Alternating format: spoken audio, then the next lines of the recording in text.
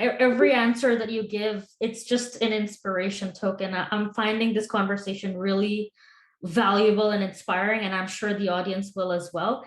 Again, I have two takeaways from what you've just said. One is a lot of the listeners are actually parents of my show, and because it broadcasts some community programming, a lot of families watch it. So from what you just said, from your origin story, before we fight the world, sometimes we have to fight our own families.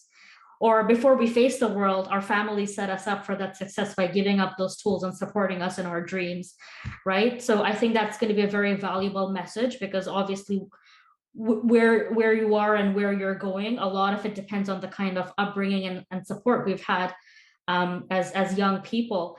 And the second part that really spoke to me, and I have to remind myself constantly, is if you don't ask, if you don't speak, that awareness is not going to be there, and we're just going to be remaining with status quo, right? So the example that you gave, right, about speaking up about a bathroom, something as a basic amenity that anybody would think that should be on people's minds, right? But it's not, right? So we have to be more vocal, and we have to be speaking about issues that women face, not just in the workplace, but really in the industry and wherever they are, right? So you're really doing an amazing work, I have to say again, on this front.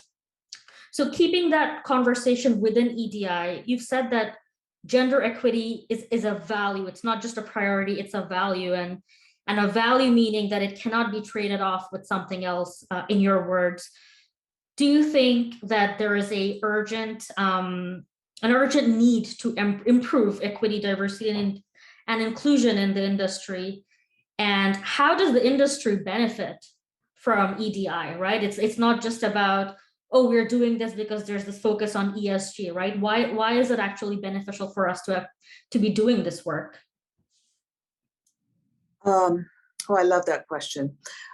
So let me expand on this this position, that you started off with, that gender equity is a value, or inclusivity is a value in my mind. This is a fundamental aspect of who we are. And think of it as like honesty, right? It's not something that today I can be honest, but tomorrow maybe a bit of dishonesty is permitted, right? So it's not something that can be traded off and become lower priority. And I see gender equity, and by extension inclusivity, in that light. And as you ask about how urgent a need it is, not an opinion that's universally shared.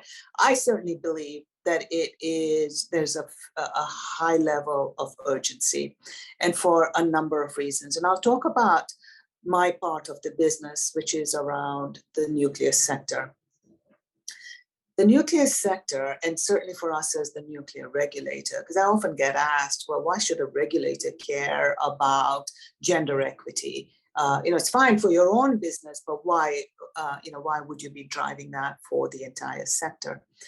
And for me, one of the big part of it is that you need diverse perspectives to get better, richer decisions and outcomes. And what we have now, which we didn't have, say, 20 years ago, or maybe even 10 years ago, there is just so much empirical evidence. There's a plethora of evidence now that actually shows that having different voices, different perspectives, results in a better bottom line, greater innovation, attracting and retaining top talent, etc. So now you don't have to make the argument that this is the smart thing to do. I think there is general acceptance that it is the smart thing to do. And so it's not just because morally it's the right thing to do. This really makes good business sense as well. And so for us in the nuclear safety business, it is extremely important that we have a strong safety culture where people can raise issues, can raise concerns, can have a questioning attitude. And what has been shown is where you don't have groupthink, where people aren't all the same and see the world the same way, you get more questioning, and it then leads to better, safer outcomes. Given where we are with our demographics, where the needs are of the world, we need top talent. We need the best and the brightest. And we would be absolutely foolish to discount half the world's population because of our biases or our preferences. So I see there's an urgent need. I think what the pandemic has brought to the forefront, certainly in North America and many parts of Europe, I can speak for that, is how important diversity and inclusivity is, how important it is, not so when it comes to gender equity, I'll go off on a tangent, but I think to drive home, it is not a women's issue. This is a societal issue.